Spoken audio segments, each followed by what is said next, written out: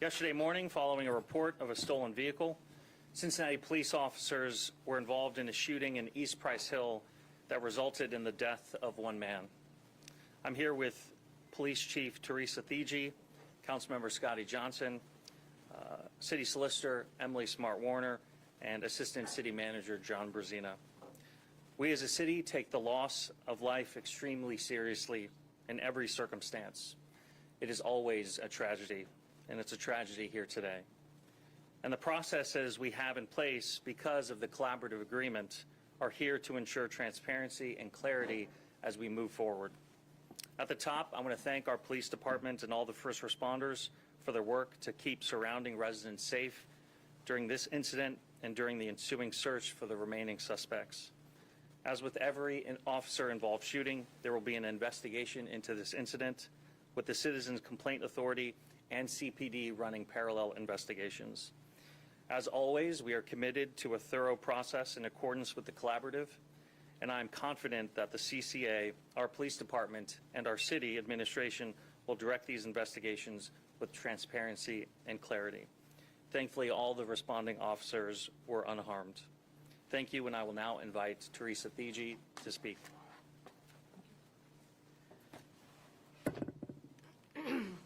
Good morning, everybody. Thanks for joining us today. Before I start with the presentation itself, I want to say, when an incident like this one that happened yesterday occurs, the impact is felt long after the moment itself. The emotional toll doesn't end quickly.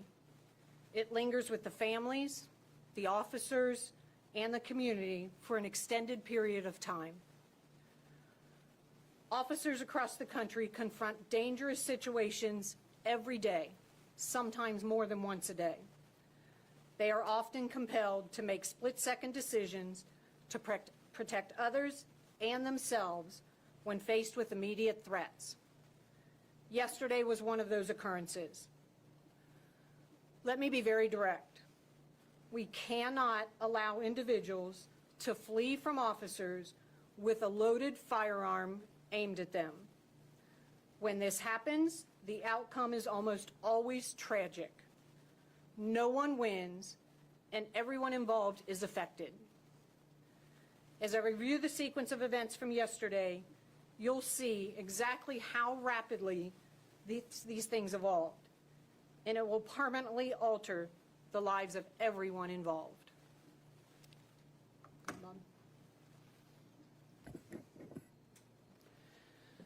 So to give you an idea, this is 2500 Warsaw. I'm going to step out in front for a minute. Warsaw Avenue is down here. This is the long driveway. It goes up a hill. Where the incident occurred is at the dead end of the parking lot back here. You'll see vehicles there now. You'll see a photo. The stolen car that we're going to talk about was backed into a parking spot back there.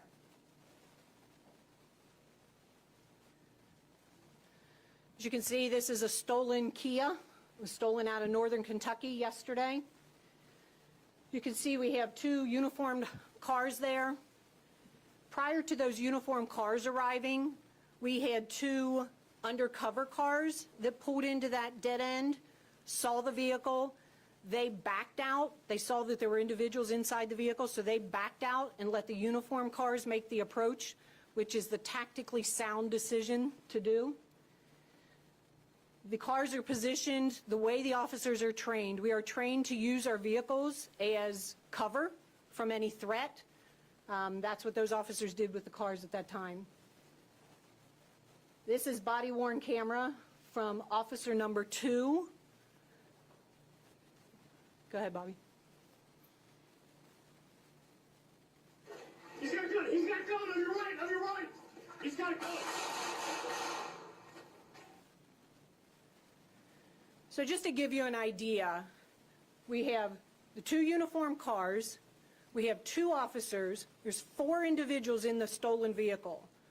All 4 individuals get out and start running, some in different directions. So officers decide which individual they're going to pursue. One officer decides to pursue the individual who we now know had a firearm in his hand. The other officer pursued another occupant that fled from the vehicle, and that'll be significant here in a moment when you see. So this is a still image. Again, I'm going to step out front. The car is parked over this way, okay? They are chasing the individual. So officer number 1 is chasing this guy right here, okay? This is the guy we ultimately end up shooting. The other officer, who actually fires the shot on this individual, is chasing a different individual further out this way, in this direction. Okay? As this officer is chasing him, he sees a firearm in his hand, and he yells, "Gun, gun," he's got a gun. This individual slips, trips, whatever, falls on the concrete right here. Other officers that were also there say in their interview, they heard the firearm hit the concrete. They heard the metal from the firearm hit the concrete. This individual gets up, still has the firearm in his hand, and continues to run through the dumpsters. Go ahead, Bobby. So these are some still photos. This is the officer who originally saw him with the firearm in his hand, calling it out. He runs through the dumpsters. This officer knows that there's another officer here that is going to ultimately encounter him when he comes through the dumpsters. So he makes him aware of that. He shouts out to him, "On your right, on your right." He's on your right. And that's where this individual comes out from between the dumpsters. This is the other officer, the one who fires the shot. This is his body camera as he approaches the scene.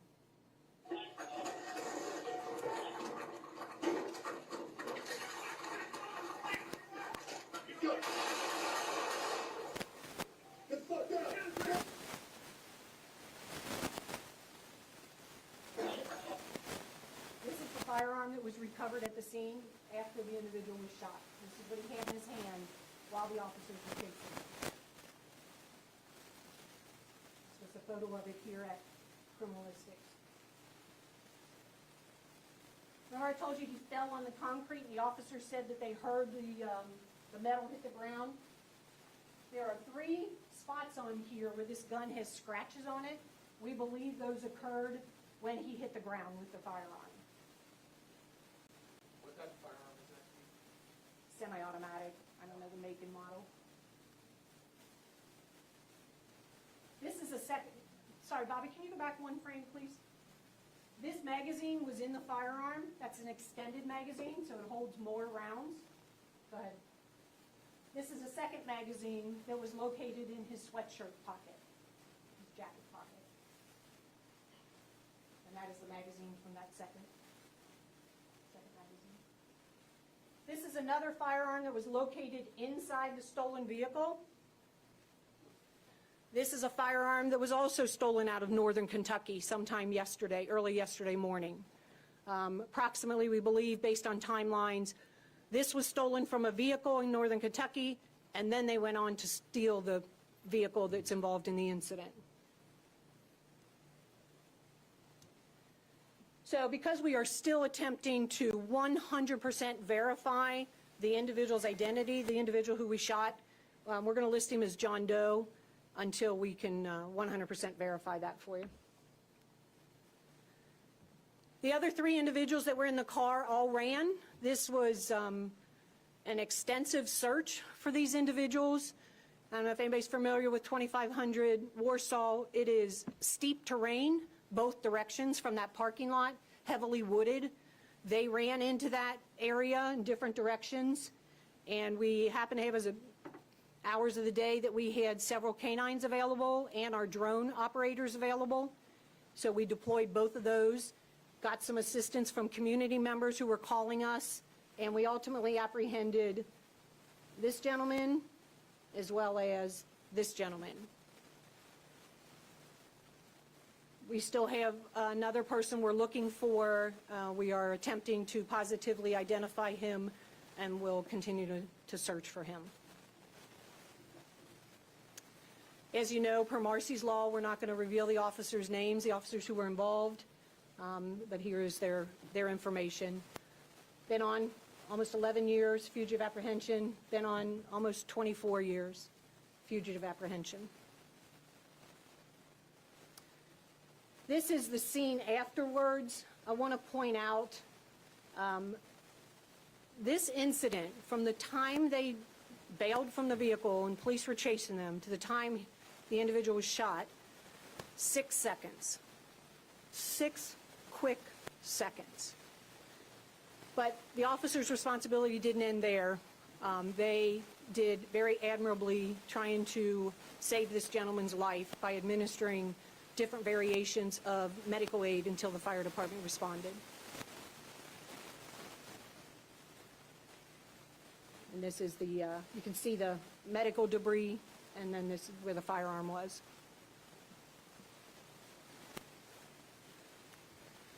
Okay, we'll take a few questions. The suspect, it was very difficult to see, really shows how volatile the situation is. But it was difficult for us to see if the suspect pointed his gun at the officer or whether he just had a gun and was shot because he had a gun. Can you tell why the officer shot the gun? Yeah. So just to kind of give you a frame of reference, the individual is running with a firearm in his hand. The officer is running, so the body camera is kind of jolting as the officer's running. What that leaves us with is a very blurred image, unfortunately. However, based on the officer's interviews, the officer who did discharge his firearm said that when the individual came out between the dumpsters, he had the firearm in front of him. It was in like a bladed position, and it was pointed at the officer. And he felt threatened for his life, and that's why he discharged his firearm. We believe 4 or 5. We believe twice. And I do want to clear up, based on information that we received, the individual was struck in the chest. It exited out the back. He was struck in the arm. We believe it went through his arm and into his side. So those were the two rounds that hit him. Correct. No indication. But I would like to add a caveat. We do not expect the officers to wait until they're fired upon before they feel the necessity to fire.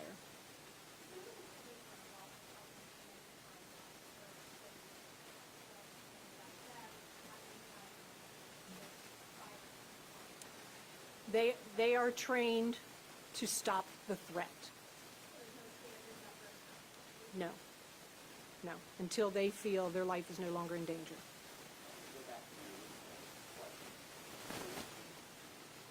Would it be standard protocol to shoot the suspect if they are armed with a handgun and running if the firearm is not threatening the officer directly? So this is where we have to go to the state of mind of the officer at the time. What are they seeing, feeling, hearing? If they feel like their life or somebody else's life is in danger, they have a responsibility to stop that threat. So I can't answer how every situation should be resolved. It's based on the officers, and some of that includes their training, their experience, their tenure, things like that. The officer says that he saw the suspect point the firearm at him. Yes. Does the video and or other officer testimony back that up? I'm not going to get into that now. You saw the video. This is what we have to work with. Because it is an ongoing investigation, I'm not going to get that far into details right now.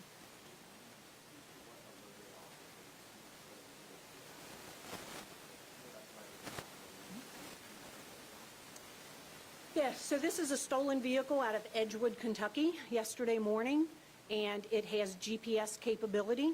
So the owner of the vehicle notified us, as well as they called 911, but that, because they were in Northern Kentucky, that call went to Northern Kentucky. So it was the vehicle owner's capability to track it via GPS.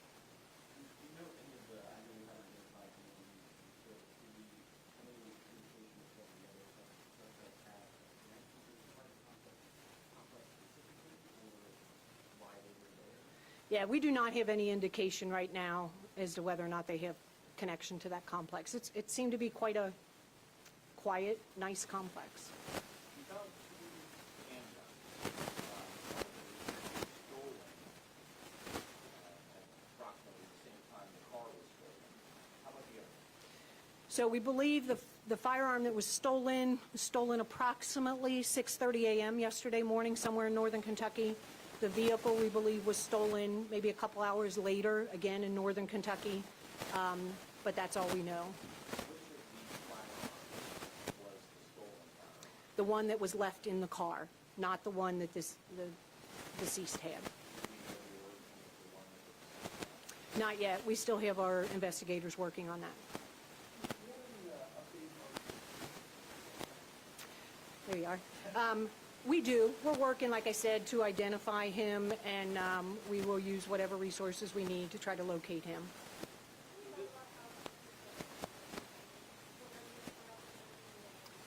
Yeah, so they're quite agile. They covered a lot of ground. Like I said, it's heavily wooded, and it's quite a terrain, hilly terrain. One of them, I know, made their way up towards the summit area, still in East Price Hill. They were all still in Price Hill, but I don't know the exact addresses where they were apprehended. We used a lot of resources to locate them. So the fact is that there have been 6 officer-involved shootings, 4 fatal in the last 6 weeks, not with your department Right. alone, obviously. Do you have any thoughts on that? I think that the media coverage of this, and therefore the public perception of it is, wow, there have been a lot of officer-involved shootings lately. Yeah, so I can't speak to the ones that occurred outside of the city limits.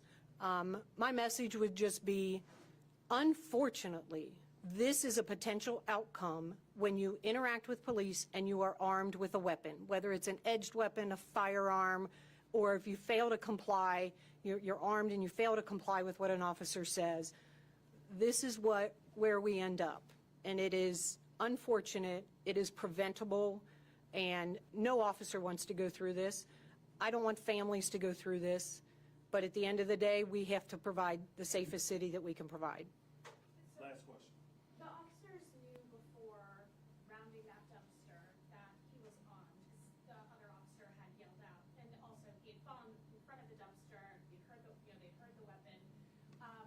Is there was there any other option, like when they realized he was armed, than going around the side of the dumpster to confront and chase down the suspect, knowing he was armed? Like, I mean, it wasn't Yeah. like he was running into a crowd of people. It was an empty wooden Okay. area. All right.